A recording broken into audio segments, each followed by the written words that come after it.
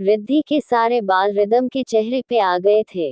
दोनों की नजरें एक दूज से मिली। रिदम ने बिना समय गवाए रिद्धि को अपने ओर करीब खींच लिया और उसकी कमर में अपनी बाहों में खींच लिया। अब रिद्धि रिदम की गोद में थी। रिदम ने अपने एक हाथ को रिद्धि की कमर में लपेटा और दूसरे हाथ को उसके सिर के पीछे ले जाकर रिद्धि के सिर को अपने चेहरे की तरफ झुकाने लगा। रिद्धि अचानक से हुई इस घटना से कुछ प्रतिक्रिया नहीं कर पाई और रिदम ने तब तक रिद्धि के सुर्ख गुलाबी दिख रहे लिवों पे अपने लिवों को रख दिया। रिदम रिद्धि को गहराई से किश करने लगा। पहले तो रिद्धि थोड़ा रिदम से दूर होने की कोशिश कर रही थी, पर रिदम ने उसे अपनी मजबूत बाजुओं में पकड़ा हुआ था जिससे वो वहां से हिल भी नहीं पाई थी। रिदम रिद्धि को किस कर रहा था। रिद्धि उसके किश में खोती जा रही थी। रिद्धि गहरी गहरी सांसें लेने लगी थी। उसकी हर गहरी होती सांस गर्म होने लगी थी। रिद्धि अब अपना आपा खोने लगी थी। रिदम ने रिद्धि को अपनी गोद में बिठाया हुआ था जिससे रिद्धि पूरी तरह रिदम से चिपकी हुई थी। रिदम बहुत ही गहराई से किश किए जा रहा था। दोनों में से किसी को भी होश नहीं था। रिदम के किश से रिद्धि की सांसें बंद होने लगी थी। तब रिद्धि थोड़ा जोर लगाकर रिदम से थोड़ा दूर हुई, पर रिदम की पकड़ से आजाद नहीं हो पाई। रिदम ने रिद्धि को देखा, वो गहरी और लंबी लंबी सांसें ले रही थी। रिदम ने रिद्धि की पीठ को होले से सहलाया और उसके नॉर्मल होने तक उसे अपनी गोद में बिठाया रखा। रिद्धि अब थोड़ा नॉर्मल हो गई थी। वो आज रिदम की गोद से उठकर जाने को हुई कि रिदम ने उसे थोड़ा खुद से दूर किया और फिर जैसे ही रिद्धि रिदम से दूर हुई, रिदम ने रिद्धि का हाथ वापस खींचकर अपनी ओर खींच लिया और रिद्धि के कुछ भी बोलने से पहले उसने रिद्धि को अपनी मजबूत बाजुओं में उठाया और उसे लेकर अपने केबिन में ही बने अपने प्राइवेट रूम में ले गया और धीरे से उसने रूम के गेट को बंद किया, पर रिदम ने गेट को लॉक नहीं किया। रिदम ने रिद्धि को बेड पे लेकर बहुत ही आराम से बेड पे लिटा दिया। रिद्धि आश्चर्य के साथ सवालिया नजरों से रिदम को देखने लगी तो रिदम बोला, मैं कुछ टाइम अपनी बीबी के साथ स्पेंड करना चाहता हूँ। रिद्धि को आज अपने कानों पे भरोसा नहीं हुआ कि रिदम ने आज उसे अपनी बीबी माना। आज खुद रिदम अपने मुंह से बोल रहा है कि रिद्धि उसकी बीबी है। रिद्धि के मन में इतने टाइम से सोए हुए प्यार के एहसास ने एक बार फिर से हिलोरे मारे। वो एक नजर रिदम को देखने लगी। ऐसा नहीं था कि आज अचानक से रिद्धि के मन में रिदम के लिए प्यार जगा हो। वो रिदम को पहली नजर में ही देखते ही अपना दिल दे बैठी थी, पर रिदम के ओरा और खुद के स्टेटस को देखकर उसने अपने मामा के दिए संस्कारों की लाज रखी और अपने जज्बात कभी बाहर भी लाए। वो रिदम के साथ अपने बॉस की तरह काम करने लगी। खैर, आज इतने दिनों बाद जब रिदम ने उसे अपनी बीवी कहा तो रिद्धि को कुछ सुकून सा फील हुआ। वो अपनी ख्याली दुनिया में चली गई थी। जब उसने खुद को देखा तो रिदम उसके ऊपर था। वो उसके कान के पास किश कर रहा था। आज रिद्धि को रिदम का टच बहुत सुकून दे रहा था, क्योंकि एक रिदम सच्चे मन से रिद्धि को बीबी मानकर उस पे अपना प्यार लूटा रहा था। रिदम और रिद्धि दोनों ही एक मन से दूजे का प्यार पाना चाह रहे थे। रिदम ने अपना किश जारी रखा। वो धीरे धीरे रिद्धि के गले से होता हुआ वो रिद्धि के सीने ले किश कर रहा था। रिदम अपने एक हाथ से रिद्धि की खुली कमर पे है फेरने लगा था। रिदम के प्यार में रिद्धि आज पिघल रही थी। रिदम का किस बहुत डीप होता जा रहा था। रिदम और रिद्धि दोनों की एक दूजे की बाहों में समा जाना चाहते थे। रिदम और रिद्धि एक दूजे में खोए हुए थे। रिदम के होंठों ने रिद्धि के सीने पे अपनी छाप बना दी थी जिससे रिद्धि की हल्की सी आह निकल गई। रिदम रिद्धि के पेट पर किस कर रहा था जिससे रिद्धि हल्की हल्की सिसकी ले रही थी। रिदम रिद्धि में खोया हुआ था। उसी टाइम तारा ने रिदम के केबिन को नॉक किया, पर अंदर से कोई रिस्पॉन्स नहीं आया। कई बार नॉक करने के बाद भी जब कोई रिस्पॉन्स नहीं मिला तो तारा केबिन के अंदर आ गई थी। तारा ने देखा रिदम अपनी केबिन में नहीं है। वो अभी कुछ सोचती उससे पहले ही तारा को किसी की सिसकियां सुनाई दे रही थी।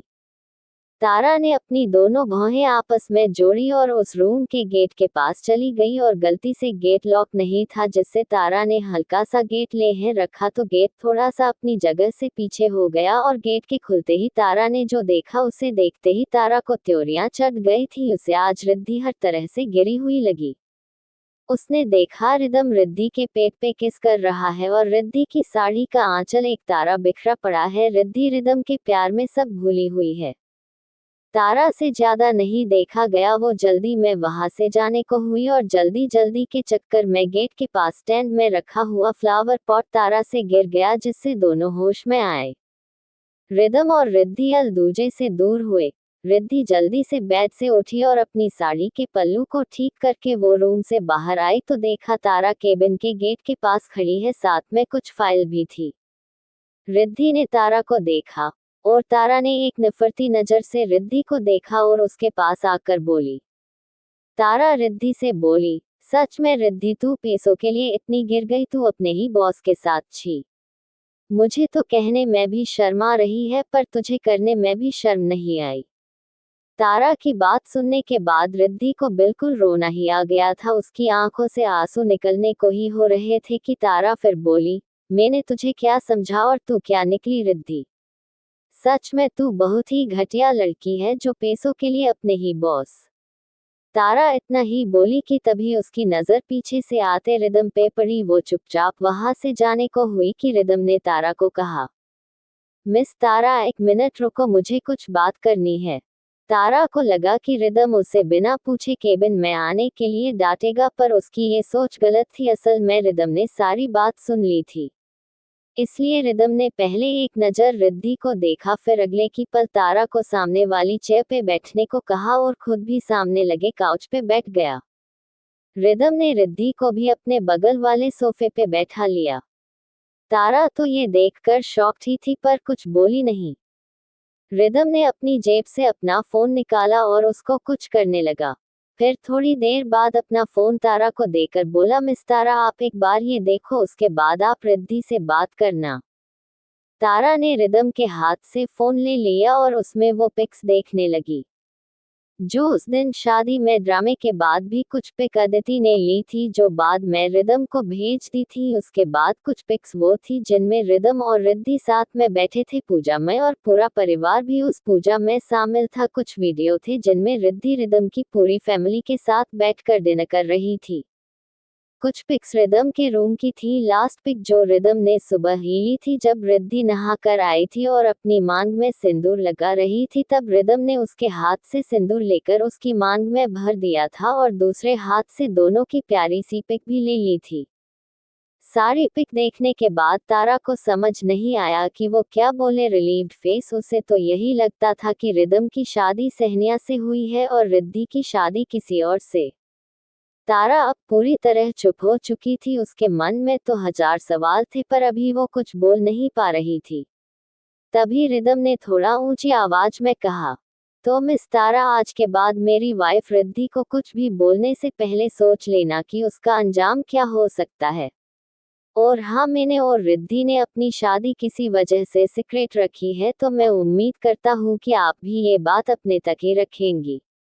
रिदम की बात सुनकर तारा ने अपनी गर्दन हिलाई। बस अभी तारा बिल्कुल चुप थी, लेकिन रिद्धि कुछ बोलने के लिए उठी ही थी कि रिदम ने उसका हाथ खींचकर अपने बगल में ही बिठा लिया और बिना रिद्धि की ओर देखे तारा से बोला, तो मिस तारा, अब आप जा सकती हैं और आज के बाद अपना सारा फोकस अपने काम पे करना, न कि मेरी वाइफ पे।